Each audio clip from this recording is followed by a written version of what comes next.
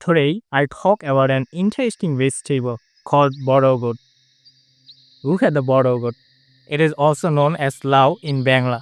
The scientific name of gourd is Lasagnaria cicereria. The gourd is a member of the Cucurbidaceae family.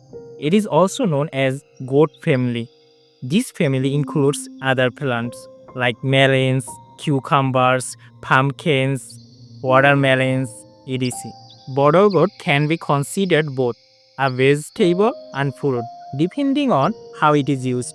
If you are eating gourd in a curry, it feels like a vegetable, but scientifically it is a fruit because it comes from the flower and it has seeds.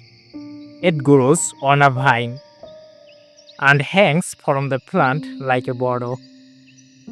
It has a green skin with soft and white flesh insects. We can make curries, soups, desserts, and juice from goods.